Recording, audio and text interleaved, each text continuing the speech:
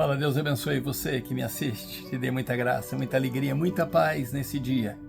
Vamos orar, mas primeiro eu quero deixar o título desta mensagem para você, que é Quando o inimigo acha que Deus te abandonou. Quando o inimigo acha que Deus te abandonou. Vamos orar. Deus Santo, no nome de Jesus, obrigado por este momento que passamos na presença do Senhor. Obrigado pela palavra do Senhor, obrigado pela misericórdia e pela paz do Senhor. Eu e esta pessoa, Deus, que assiste este vídeo, oramos ao Senhor agradecido pela bondade do Senhor, pela misericórdia do Senhor, pelo conselho do Senhor e pelo aconchego que o Senhor nos dá, pela compaixão que o Senhor tem para conosco. Pedindo ao Senhor a extensão desta bênção também para os nossos familiares e amigos. E nós oramos ao Senhor no nome de Jesus. Amém. Quando o inimigo acha que Deus te abandonou. Vamos ler Juízes capítulo 3, versículo 15, a parte A, que diz assim: Então os filhos de Israel clamaram ao Senhor, e o Senhor levantou um libertador.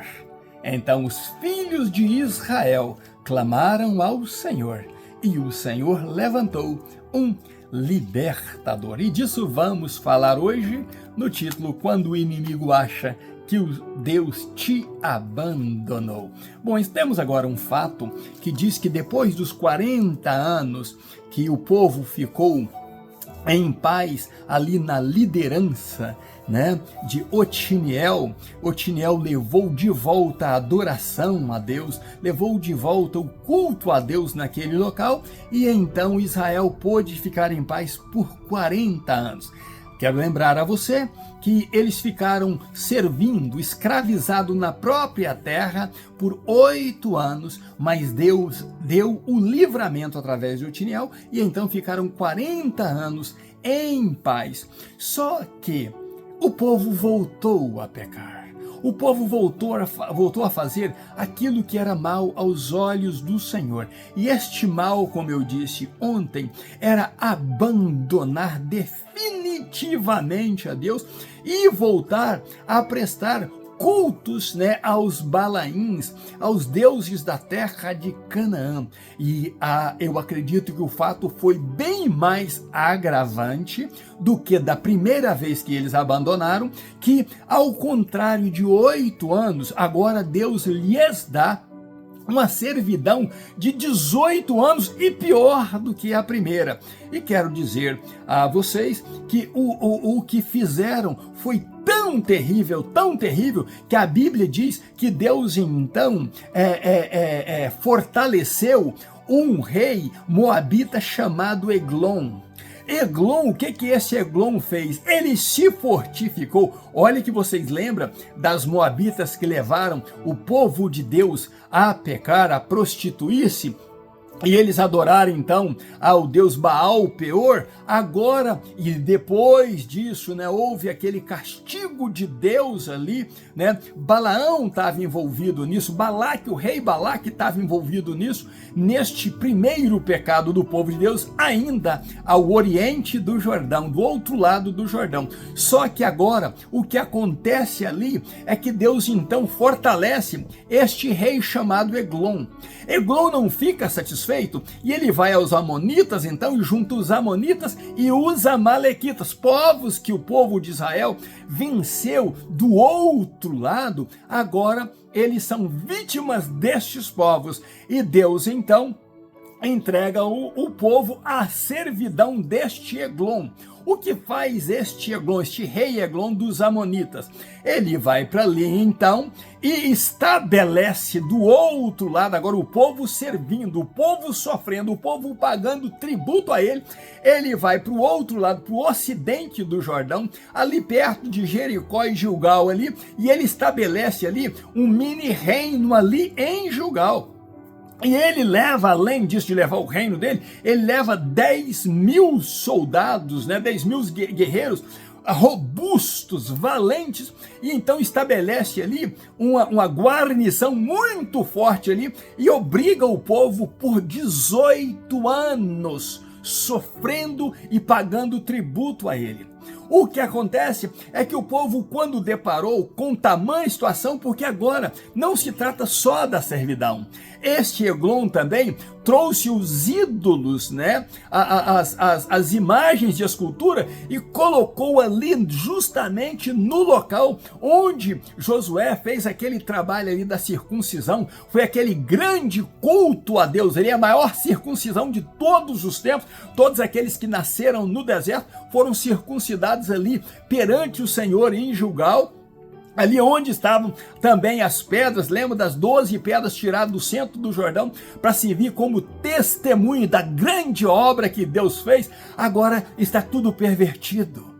Agora, onde Deus se agradou do povo, onde o povo passou ali a primeira Páscoa do outro lado, onde o povo comeu os primeiros frutos da terra, né, o produto da terra, onde Deus parou o maná, porque agora eles iam comer do produto da terra, gozar da terra prometida, onde o anjo aparecer ali para Josué, antes Josué vencer Jericó. Agora eles estão ali, tomaram todos os moabitas, tomaram aquele lado ali e fez o povo escravo deles, pagando tributo a eles, e o povo então começa a chorar, e o que lemos foi justamente isso. Então, 18 anos de sofrimento, já não eram só mais 8.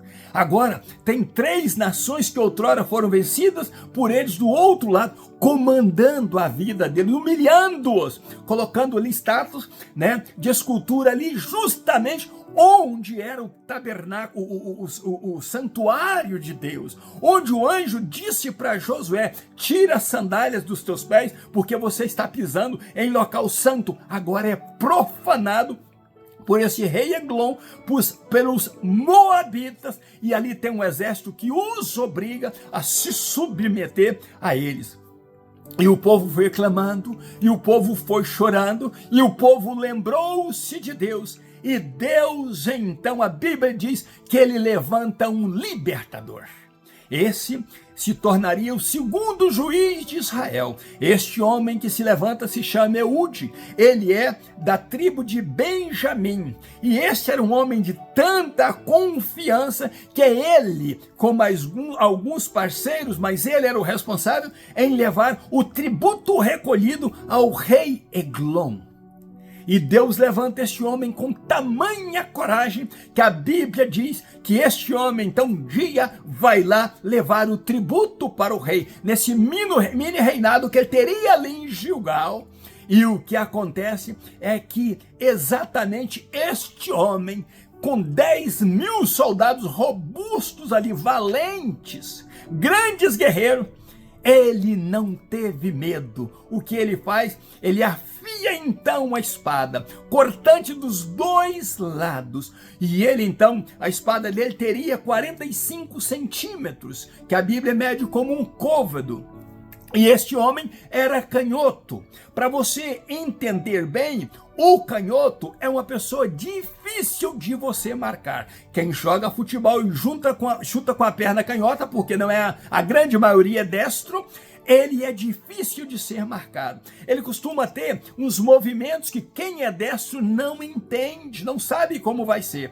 Também na luta, né, nesse UFC, nessa luta do MMA, o canhoto também ele é muito difícil de ser estudado, porque a maioria é destro, então é fácil você treinar contra um destro, mas contra o canhoto é mais difícil. Ele tem golpes diferentes, ele tem maneiras diferentes, ele tem estratégias diferentes, e para quem é destro pode receber alguns golpes que ele não esperava. E a Bíblia diz que esse tal de Eude era canhoto. Então ele tinha algumas particularidades, ele tinha alguma especialidade que os destros não conheciam. E este Eude, ele prepara uma espada de 45 centímetros. Eu acredito que ele tivesse uma boa estatura. A Bíblia não fala da estatura dele, mas ele conseguiu esconder na sua coxa direita esta espada de 45 centímetros debaixo das suas roupas. E então, este Eude, ele passa ali, né, perto dos ídolos, né, onde estava estabelecido ali o rei, e ele então vai levar tributo ao rei. quando ele chega lá, que ele vai entregar o tributo ao rei, ele entrega o tributo e volta então ali as imagens. Não se sabe o que ele foi fazer ali naquelas imagens de escultura, mas ele foi ali e volta pessoalmente, diz ao rei: eu tenho uma mensagem para o rei. O rei, então, que era um homem de segredo, não sabia qual era a mensagem, mandou Eude calar. E quando Eude calou, o rei dispensa os outros, né? E de repente ele chama Eude para o aposento secreto dele, para ouvir o que ele tinha de mensagem para ele. Deveria ser uma mensagem que o rei pensasse talvez que iria alegrar o coração do rei. E ali estava o grande Eglon, o gordo, era muito gordo. E Eude, então, entrando ali no aposento dele, quando ele se coloca diante de Eude, Eude diz: eu tenho uma mensagem para o rei. Só os dois ali. O rei se levanta, então, para receber esta mensagem. Como ele era destro, este rei, e os soldados dele, a maioria eram destros, o que acontece? Ele não esperava o que lhe aconteceu, porque ele esperaria qualquer movimento de Eude com a mão direita, e Eude, então, quando ele se levanta, Eude arranca a espada da sua coxa direita com a sua mão esquerda e enterra essa espada no rei. E o rei, de tão gordo que a espada entrou toda, inclusive o cabo entrou na banha do rei, e ali se fechou a pele com a espada ali dentro. Eude então sai da presença do rei, tranca as portas, né?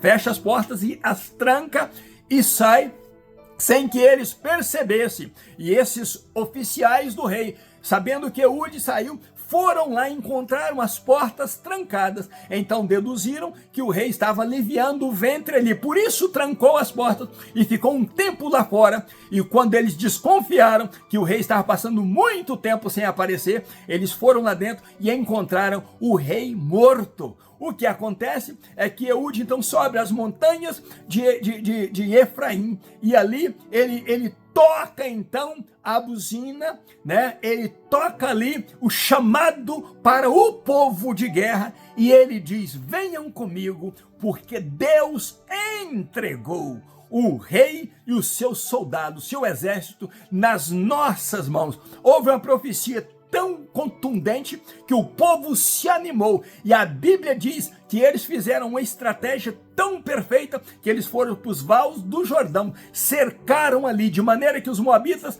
não conseguiriam nem fugir e nem chamar por ajuda. E o que aconteceu foi o seguinte: é que eles venceram aquele exército de 10.000 homens robustos e valentes, caíram todos por terra sem que um ficasse vivo. E a Bíblia diz que este Eude então se tornou o juiz de Israel, e ele governou por 80 anos de paz a Israel. Preste atenção nesse detalhe. A primeira vez que eles afastaram de Deus, houveram 8 anos de servidão. Então levanta-se Otiniel, ganha aquela batalha ali, liberta o povo, e o povo goza por 40 anos. O povo volta a errar, erra de novo com atitudes mais graves. Mas eu creio que o vexame que eles passaram, vendo onde Deus era adorado, agora blasfemado, um rei de outra raça governando sobre eles e fazendo-os pagar tributo a ele como escravos, ali onde Deus chamou de lugar separado e sagrado. Isso fez com que o povo ficasse, pelo segundo erro, 18 anos, mais do que o dobro da primeira parte. Mas o que acontece é que Deus, pela sua misericórdia, ouve o clamor, e depois da libertação, Deus lhes dá 80 anos de paz. Primeiro período de paz, 40 anos. Segundo período de paz, 80 anos de paz. O dobro do primeiro período que Deus deu de paz para o seu povo. Por que Deus fez isso? Deus permitiu que ele sofresse, mas Deus não deixou de fora o livramento, a libertação. Por isso o título da nossa mensagem é: quando o inimigo acha que Deus te abandonou. Já há 18 anos, aquele rei governando ali, humilhando o povo, ele achou que agora sim Deus teria abandonado o povo. Do outro lado, que o povo pecou, o povo prostituiu com as moabitas, não foi tanto tempo de sofrimento, mas agora foram 18 anos. Até o rei acostumou a estar ali no bem bom, obrigando-os a dar para ele comida, dar para os seus oficiais comida e pagando a ele tributo. O rei acostumou com a boa vida, sacrificando e humilhando o povo de Deus. Se doía ao povo ver altares ali, sendo adorado outros deuses, onde Deus separou para ser adorado. Muito mais doía no coração de Deus, vendo esta abominação sendo levantada ali, e agora também o seu povo gemendo, chorando e sofrendo e pedindo por socorro. A Bíblia diz que o Senhor Deus é o nosso socorro bem presente na angústia. A Bíblia diz que um coração contrito, Deus não abandona, Deus não despreza. E nós sabemos que o socorro do Senhor vem no tempo certo, na hora certa. Mas quando o socorro vem, ele desbarata os nossos inimigos, ele nos dá a força para vencer os nossos inimigos. É por isso que Eude, ele com uma espada, ele começou uma grande obra, e ele nem usou aquela espada pela segunda vez, porque aquela espada derribou o maioral dos inimigos, o rei dos inimigos. A notícia deve ter chegado para os amalequitas e para os amonitas que aquele exército e o seu rei foram destruídos e mortos do outro lado do Jordão, onde Deus abençoou e libertou o seu povo usando Eude, o juiz que foi juiz de Israel por 80 anos, garantindo paz e garantindo que o culto voltasse ali, que o povo desse honra e glória a Deus, que Gilgal voltasse a ser o local que Josué antes ministrava, antes delegava, antes abençoava o povo de Israel. Agora volta para as mãos do povo de Deus e para glorificar e exaltar o nome de Deus. O inimigo do povo de Deus não fica de pé por muito tempo. O inimigo de Deus não fica de pé por muito tempo. Basta o sopro da boca do Senhor e eles são consumidos. Quando o povo de Deus dobra os seus joelhos e clama ao Senhor e ora ao Deus da salvação. O que você e eu aprendemos com isso? Deus pode endurecer o seu coração quando nós desviamos dos caminhos dele. Mas por mais duro que o coração de Deus esteja, por causa das nossas atitudes, Deus é amor. Deus não pode ouvir o nosso clamor por muito tempo e deixar de nos socorrer. A Bíblia diz que o choro pode durar por uma noite. Aquela noite do povo de Israel durou por 18 anos. Aquele choro durou por 18 anos. Mas a alegria veio quando Deus usou Eude, o corajoso, que foi lá e disse: rei, eu tenho uma mensagem para o rei. E era uma mensagem de morte e de livramento, porque ali começaram os inimigos do povo de Deus a se dobrarem. Os ídolos do povo de Deus, os ídolos contrários ao povo de Deus, começaram a ser envergonhados, da mesma forma que Deus destruiu e destronou os deuses do Egito, humilhando-os. Agora Deus então humilha novamente os deuses moabitas, dizendo para os deuses moabitas: eu sou o Senhor Deus, e fora de mim não há outro Deus. Meu querido e minha querida que me assiste, é muito bom poder acreditar em Deus. É muito bom deixar a nossa confiança nas mãos de Deus, porque o seu pedido e o seu clamor, Ele irá ouvir. No Salmo 40, o salmista diz: eu esperei confiantemente no Senhor, e Ele se inclinou para mim e me ouviu quando clamei por socorro. Ele tirou os meus pés de um charco de lodo.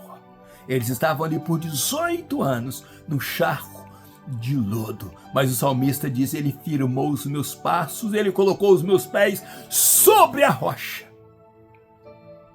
E ele termina dizendo: muitos verão esse braço forte do Senhor, o mover do Senhor, e confiarão no Senhor. O teu Deus quer te livrar, Ele quer te abençoar, Ele quer engrandecer o nome dEle na sua vida. Mas não deixe de clamar, não deixe de orar, não deixe de falar com Ele, porque Ele irá ouvir quando você e eu clamarmos por socorro. Quando o inimigo acha que Deus te abandonou, Deus te dá a vitória, porque Ele não te abandona e não me abandona jamais. Podemos passar um período de prova para retornarmos com nossos corações a Deus, mas Ele nos socorrerá no dia exato, no dia do nosso clamor e no tempo do socorro bem presente, e tirará a nossa angústia e nos dará prazer em servi-lo novamente. Que Deus abençoe e te guarde, que ouça as tuas orações no nome de Jesus. Ainda nos meus pijamas, um grande abraço, meu pastor Riva Martins. Deus abençoe você e família, e até amanhã, se Deus quiser. Um abraço meu.